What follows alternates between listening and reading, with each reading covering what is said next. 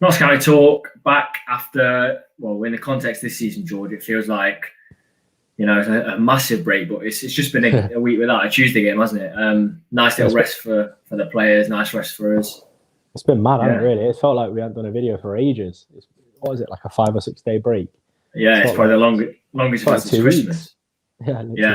Yeah, longest since I think when we came back in January maybe. But yeah, it's been good to have a break, but we're back, we're raring to go, and as football fans usually are, we're optimistic again after 3 defeats. George, it's been a big break. How are you feeling about stepping up against a team that are clearly in very good form? It's a funny one. Probably say the same thing every video, really. Now I don't know, but I actually feel quite optimistic. Some of the videos, the footage that was released in the week, the video of Rawlinson where he's talking about it's one of the best training sessions he's had for a long time, and there's obviously footage from training. Everyone looks like they're having a good laugh, and there's that sort of togetherness that I think there was a question mark over. We said it in the discussion after the game when we obviously lost to Eastleigh. So it was a bit of a doubt in your mind, and it sort of puts all that to bed, and it makes you think now Birchall's actually had a chance to have a week essentially to train with the team. I feel like it like from the outside looking in, obviously we haven't played a game, but it looks positive, doesn't it? It looks like a bit of positivity coming out of the club. So I think it's going to be, it's also a good opportunity as well, because all the players are obviously there now. They've gone down the night before. They're going to obviously spend the night together. They're going to be training. And Birchall's actually said he quite enjoys the away games because you can spend a little bit more time with the players, talking them through the game. So yeah, feeling. I don't want to be audaciously optimistic, but I'm feeling silently optimistic. That's good news. Right, we'll bring our guest in for this evening. You'll all know Jordan, so I'll bring him in. Jordan, how you doing? Hi guys, nice to see you. Haven't had you on the channel for a couple of weeks. How are you feeling as a Notts fan? We usually have people on that dissect it straight after the game. You've had about 3 weeks since we've last chatted to you. So how are you feeling? Yeah, a bit of a mixed bag, to be honest. I think obviously the results recently have not been good, and I think it's meant that everyone's been a bit disheartened, kind of a bit dejected with things. But yeah, like you guys was just saying then, in terms of the training videos and things like that, I think that's probably helped massively in terms of trying to get everyone back up, their spirits back up, and back behind the boys, really. Yeah. We'll come straight in with a question because it's a huge game, isn't it? Undoubtedly, this is an absolutely massive game. So Chris has put a question straight away. Do you think this could be this season's version of Barrow away? Now, we spoke on the channel that Hartlepool away could have been the version of Barrow away. What do you make of that, you two? Go on, John. I'll let you answer that one. I don't think it will. I really do want it to be, and I think obviously it would be great if it was. But, I just don't see it happening. I mean, obviously the week in training, I think, will make a massive difference. But we keep saying this every week. We keep having these positive kind of mindsets and thoughts. It's going to be this time. It's going to be this time. And it's not happened yet. And I don't think it'll happen this week. I don't know. I think it could. I think it's going to be one of them though. Last season's Barrow away, there wasn't a build-up of anticipation thinking that we were going to go and boss the game the way we did. I remember me and Tom being down there, on the way down there. We talk about we were in the wrong direction for like 20-something miles, but it don't matter. We won't talk about that. On the way there, we were sort of saying to each other, like, oh, what are we doing? Like, why are we travelling this far? We're probably going to get battered by Barrow because we lost 3-0 to him earlier on in the season. Yeah.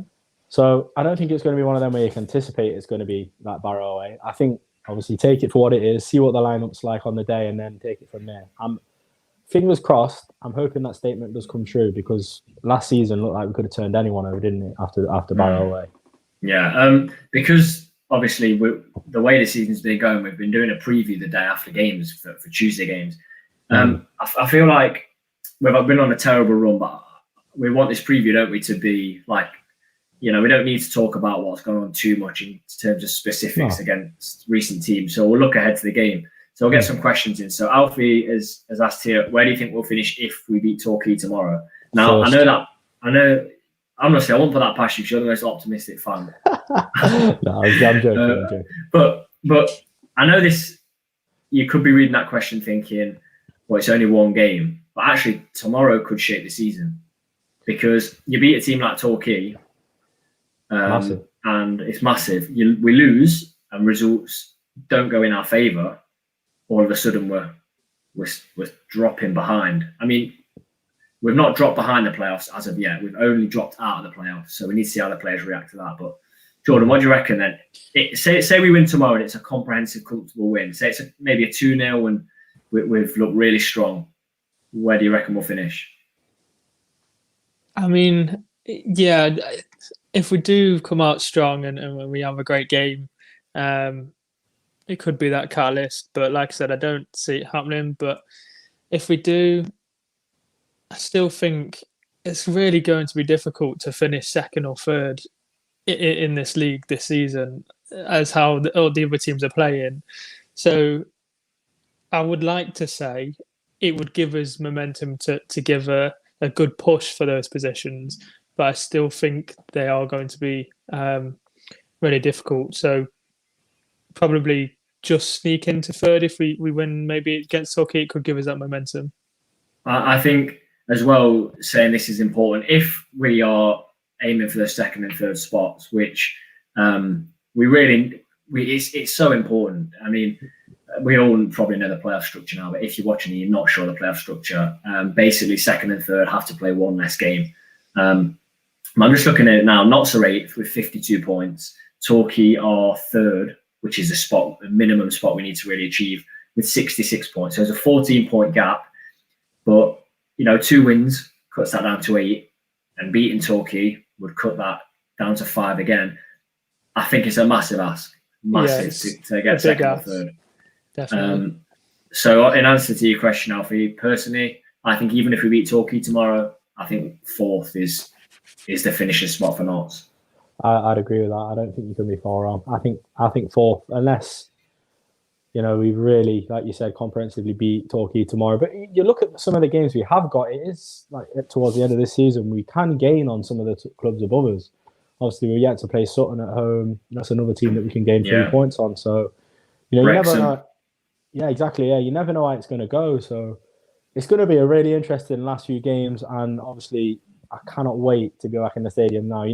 They released a thing, didn't they, on Twitter today saying like you've got to fill out your information to be like in line to either get a season ticket or it might be tickets towards the end of the season as well.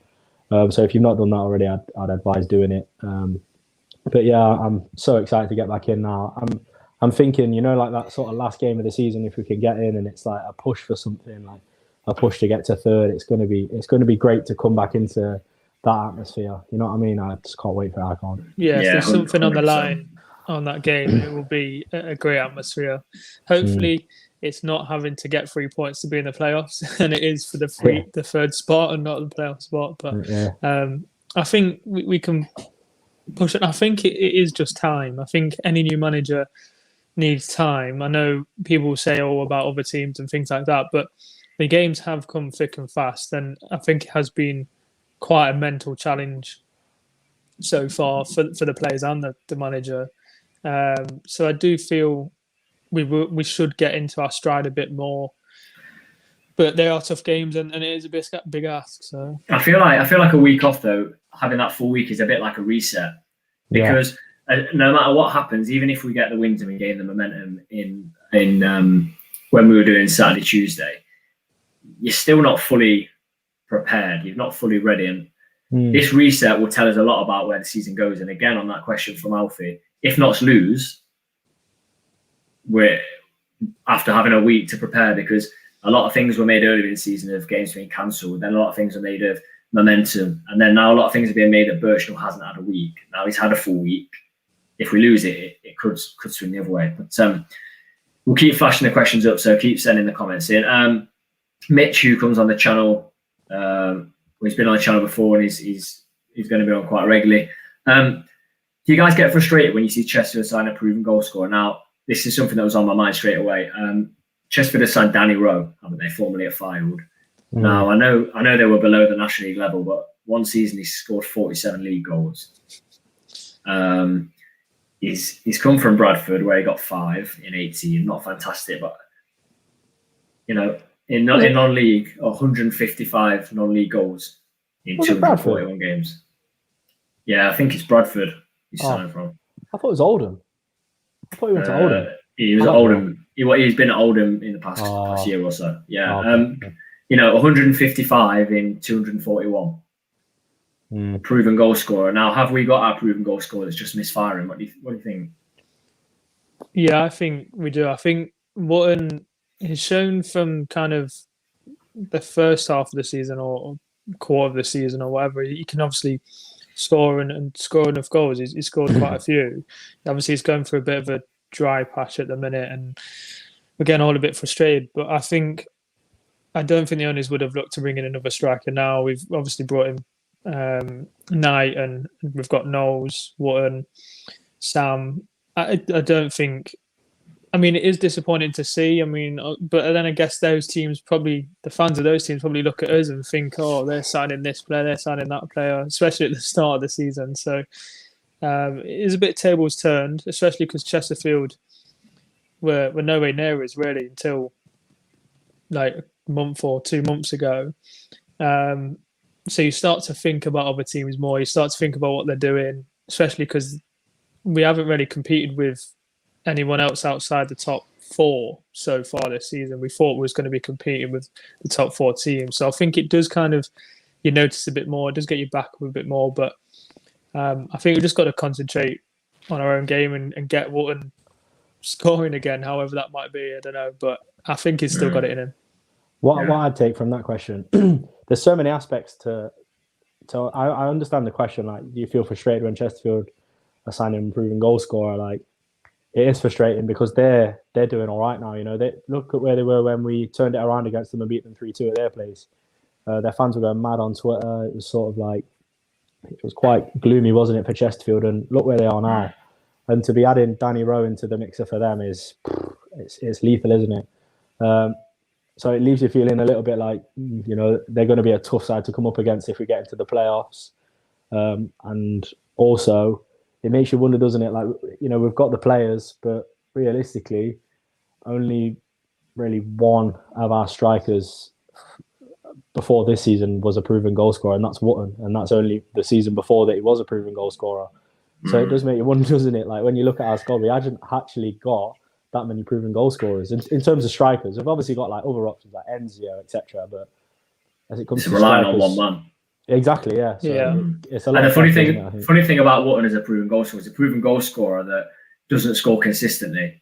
If you remember, after he signed permanently just after Christmas, he went a long while, maybe 1 goal in 6, 1 goal in 7, something like that. And I know that happens to strikers at this level, and that's why they're at this level. But he scores in bursts, doesn't he? He might get 3 in 4, or I don't know, 5 in 8 or something like that, and then he'll go a good few games without a goal.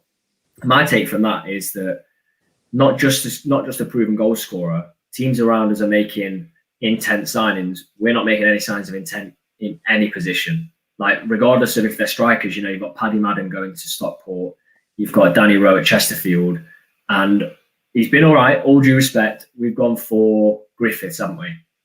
That's not the same calibre of signing, and no. That's what I'd say about that one. Just it's quite the thing that's quite alarming as well is I understand that like what the owners want the clubs to be, like the foundation. They want to bring in young players that, you know, could have potential and all that sort of stuff. But I do feel like you need to find that balance, you know, having the young players that have got like a bright future and having those people that could sort of help them push further in their career. I do think we've got a couple of players like that, but to bring a player in like that can change the squad a little bit, I think could be good for Notts. But I think another thing that holds us back is obviously cost, because, you know, we've talked about it before, the agent fees. We've got the highest agent fees in the league, haven't we? It's like we played our hand at the beginning of the season and went all out. Yeah. And it's not fully worked. I'll bring this up. We've got a Torquay fan watching with us. So it's a tough game for us, and I feel we get 3 points tomorrow with Spurs on to win the league. You know, there's 3 teams now that can win the league in my eyes: Sutton, Torquay, Hartlepool. if this was the other way around, you'd say 3 points would spur Notts on. I'd say probably not, because we've seen enough times this season 3 points haven't spurred Notts on. For a normal team that aren't as frustrating as Notts, yeah, I agree. That would be a huge win to beat Notts, and to go unbeaten against Notts this season. I think you could be right. Whether it's a tough game, well, that will remain to be seen. We've not been tough to beat, have we? No, your guess is as good as ours when it comes to like how we're going to play, because we could start, we'd be amazing for the first 45 and then come out and not be at it at all. So there's because we've been so inconsistent all season, I'd love to sit here and say we're going to play like this and we're going to do that, but it's not that simple. We have no clue. We have no clue at the minute. I think I think a lot of fans would like to see Anzio further up the pitch. I think if he plays further up the pitch, we've got more of a chance of creating something.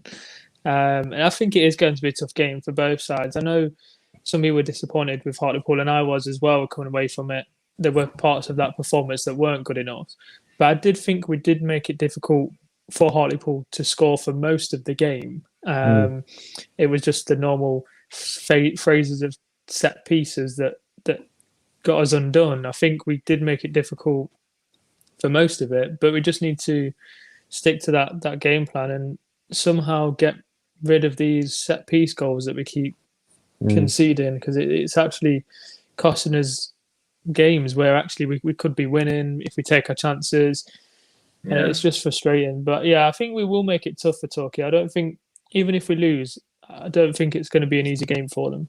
Yeah, thanks for your comment, Darren. I think what basically, to cut a long story short, is it'll be a really tough game for you unless you get a corner. Yeah. Or a free kick. Or a free kick, or a throw-in. Anything, really. Any set piece, and you basically one up. Now, Jordan, how we going into this game? How do you motivate the squad for this? Because I'm sure across this season, where there's been so many false starts, you've had players having meetings, you've had a new manager, a lot of motivation techniques will have been tried by this squad. And Rawlinson, the way he was talking motivated me. So that's got to be motivating the squad. How would you go about it? Well, I think, to be honest, first and foremost, they're quite a motivated bunch anyway. I think if a lot of different players, with everything that happened during the season and how we've been, I think a lot of other players would be head in hands, doom and gloom, but they are a good bunch of lads, they're a good bunch of players, and I think normally they're quite motivated to do well. So you just kind of play on that, just kind of go along with that. I don't think there's too much to really add to it. Just to say, look, if you keep with that mentality, it will come. And I think that's the way to go, really.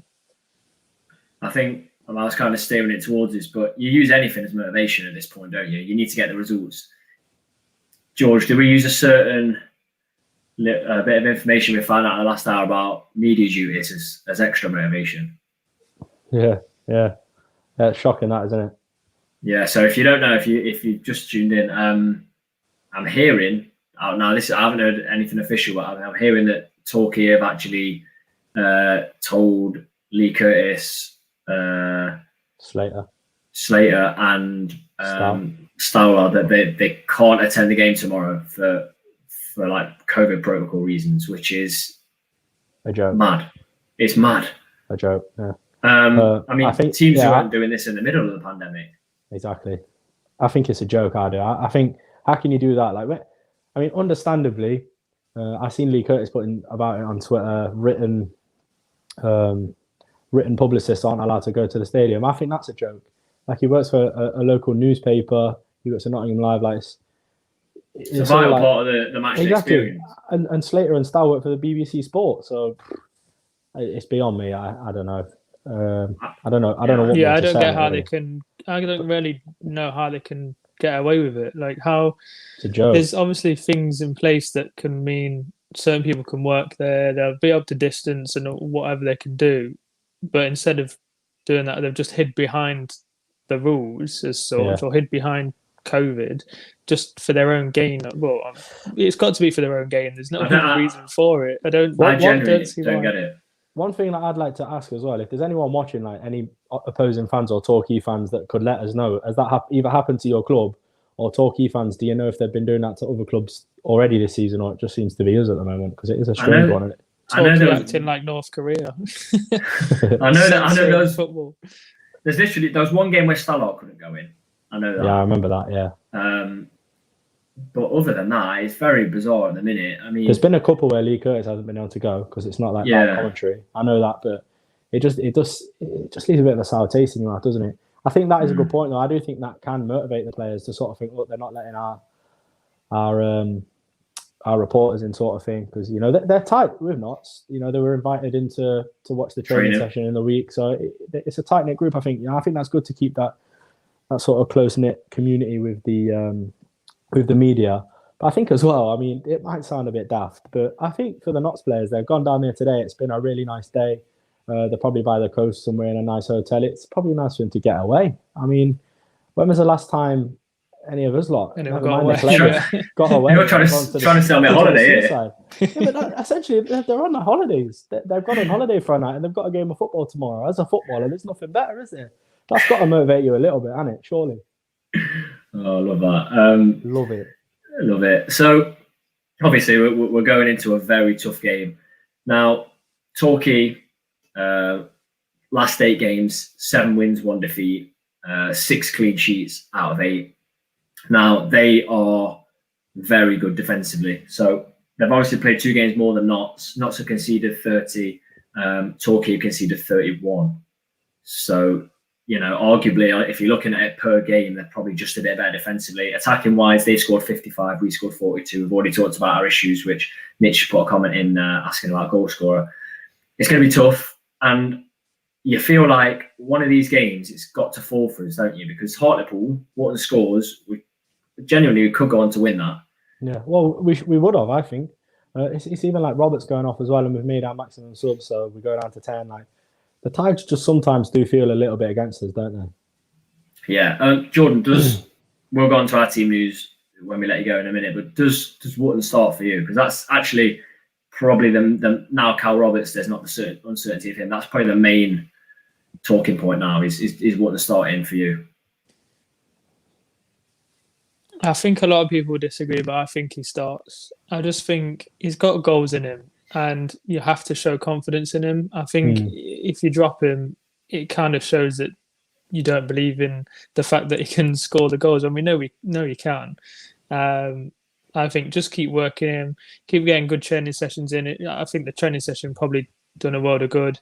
Find the net in the training and then take it to the game. I think he's bound to come back at some point. It's not like he's going to be like this forever until the end of the season. I can't see that happening. So one of these games is going to come back, and then it will start to click back into place. Yeah. I mean, I don't really see any other way other than playing him back into form, really, because other than bringing in another striker that's going to put him under pressure for a starting place, you know, it's not going to happen, is it? He knows that he's probably not going to. I mean, Noel scored a hat-trick and Wotton still started, if I'm right. So he knows his place is there. We'll let you go in a sec, Jordan, because I hear you got a bit of a five-a-side on tonight. Question that I'm sure everyone wants to know: what Notts player, former Notts player, would you liken yourself to as a five-a-side player? Because I've heard a few whispers of Enoch Shorman. I've heard Sol Campbell. Can I do 10 minutes? Yeah, I like to slide around a lot, and we all know that famous slide of Sol Campbell's. Never ending. He's still going. Yeah, he is. I don't know. I am a defender, but five-a-side is a bit different. But because I'm a defender, Duffy. Richard Duffy, yeah. I know he was only here for a short time, but Alan Sheehan. Alan Sheehan. To be honest with you, mate, to say I played with you last Friday, I can confirm to all people watching this, he's nothing like Alan Sheehan. Richard Duffy. Yeah, I think Sol Campbell's fair. His time at Notts. Yeah, just that one game. We'll end it on... score prediction. Go on. We'll end it on a Notts-related thing. Oh, can I go with 2? I know that's a bit cheeky, but I think it's going to be either... This is your moment. It's going to be 1-1 or 1-0 Knots. I'm being positive. Good man. Good Who's man. your goal scorer? Kyle Wootton. There you go. Kyle Wootton. Let's hope it's the 1-0. Jordan, thanks for joining us. I'm rooting for you, father side. I'll be thinking of you. You be careful. Thanks. All right. Cheers. See you in a bit. See ya. Cheers, Jordan. Thank you. What a gentleman. Brilliant. Absolutely fantastic. Should we go on to our team then? I think so, yeah. Go on to our team. Again, it's a mixture of what we want to see and also what we think we'll see. But again, as we did last preview, we're swaying more towards what we want to see. Because I think although we said it maybe 3 weeks ago, we want to see the formation stay. That's the key. The key of what we want to see is the formation change. We've obviously gone for the 4-2-3-1, isn't it? Yeah. Obviously, Slocum won't be in goal. That's a little bit of a cock up on our part. It's probably going to be Luke Steele, isn't it? The new man. Yeah, we'll change that up. Be interesting to see how he gets on, actually. I actually, it's a little bit of an off-topic thing, but he was on Under the Cosh, is it something like that? Is that what it's called? The podcast on YouTube, Under the Cosh. Yeah. He was on that. He was class, like dead dry sense of humour. And he was actually saying that he plays Sunday League, but he plays as a number 9. He's been playing as a striker and he's been really enjoying it. So it'd be interesting to see if he starts, how well he can do. But I wouldn't be surprised to see Pillin in there either, because it's sort of, I don't know, what do you do? Do you bring in the new lad and put him straight in? I think you're not bringing someone of Steele's quality unless you're playing him straight away. And Pillin's a good keeper. Yeah. But there's been a few things where we've said actually he's a good shot stopper rather than the other stuff. Because as a shot stopper, he's unbelievable, isn't he? He is, yeah. He is good. He's a good lad, yeah. But obviously moving into the back 4, there is a little bit of a change in there, isn't there? Because Brindley's back, isn't he? Yeah, we've got a comment from Anthony. Just put in, is Brindley ready for selection? Yeah, he's the only player unfit now. Obviously, apart from Roberts, is McCrory, isn't it? Yeah, and Slocum. So we put him straight in because I think Kelly Evans needs a bit of a shake-up. Definitely. Yeah. I think everyone's sort of dying out to see a bit of Brindley, aren't they? I think we follow him on Instagram and he's always sort of putting up training videos. You can see he's been training really hard to get back into training and get back up to fitness. And I think he's dying out to play. And I think a lot of people have said it on the channel and people agree with me. He's probably one of the best right backs in the league. So I'd be happy to see him back in, and what a game to come back into for him. We've gone with a back 4 again, haven't we, Tom? Obviously, Ellis and Lacey centre back. Wouldn't mind seeing Ellis in it. I think he needs a rest.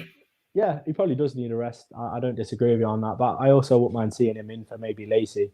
But I do think Ellis starts because he didn't play the last game, if my memory serves me right.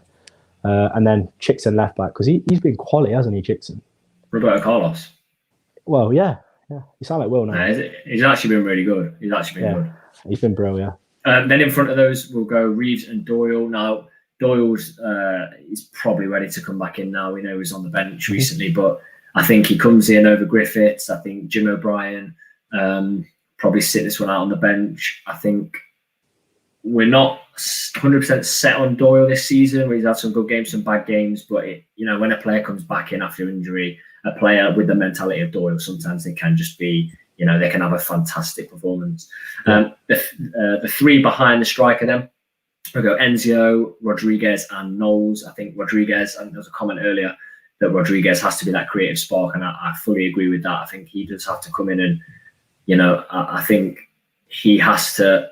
Now there's no Roberts. I think Enzio and Rodriguez, you have to say, you two, be free and go and play.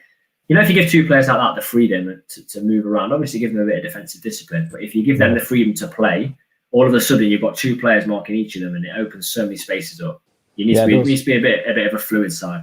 And then Knowles sat behind Kyle Wootton. So we've chosen one, haven't we, George? We've gone for him. Yeah, I agree with Jordan. You're not going to get form out of a player that's not playing, are you? I think he is a player. He's bound to score now, isn't he? How many chances has he had of recent where you think he's got to put that away? If a ball falls to him this match, he's going to put it away. The amount that this game means. Law of averages. Law of averages says it's all. You're spot on there. Yeah, so that's our lineup, isn't it? Really. Yeah, let us know what you think about that. It's pretty strong. Maybe you'd swap in Rawlinson, maybe you would have some might have Barnett back in, some might not have Doyle, some might not have Wootton. So, I think I'd love to see that 4-2-3-1 formation. And with finally a week, because the Hartlepool game we played on the Easter Monday, didn't we? So we didn't quite have that week. Yeah. Maybe a full week. Maybe we'll implemented a change in formation. I'm not sure. We'll go with your score prediction this time then. I'm feeling confident as per usual. I am going for a 2-1 Notts win. I'm seeing Enzio and Knowles getting the goal. I think that's finish that was put on Instagram. But Enzio sort of chests it up. It's a difficult ball. I know it's in training, but what a finish on it. I'm feeling the positive vibes around Enzio at the minute, so I'm going with that. Yeah. That is my score prediction. Viewers as well, get your score predictions in, and I'll put those up. I am going with Torquay 1, Notts 1. I'm going Reeves. I don't think we'll quite have enough to win this. I think even though it's a 1-1, I think it will still be a very positive performance. I think we'll actually fall behind, but I think this is the first we'll see a real battling comeback under Birchnell, because we saw a lot of comebacks under Arley, didn't we? But I think this one is going to be the first of the Birchnell era. Quick question: we never do this. How about the bench? The bench is actually quite interesting because we never have a keeper. I would say Sam's got to be on the bench. Knight, Rawlinson, Kelly Evans, and Jim O'Brien is my bench. Oh yeah, Jim O'Brien. Yeah, sharp. Gotta have Jim O'Brien. I think you can put an argument out there for Miller being on there as well. Yeah, you love Miller, don't you? Yeah, you really like Miller. I like his I think he's buying average. But oh my goodness! We'll predictions then. Chris has gone for a 3-2 win to Notts. Will be a very exciting, interesting game. On the flip side, Anthony has gone for a 0-0. This is that, to be fair. This is the most divided we've had of fans' predictions, haven't we? No one can predict it. It's impossible to call, isn't it? Impossible. It is. It will be an interesting game. Really interesting. As always, we will have our videos up with the discussion straight after full time, literally after the full time whistle goes, and we will have our player ratings on there as well. It's going to be a really interesting fixture. I think it will define Notts' season in some way. A win, clearly going to be huge. A loss with teams around us, anything could happen, and a fourth straight loss would be just ultimately so demoralising. So as always, please don't forget to like, comment and subscribe, and thank you all for watching along with us on a Friday night.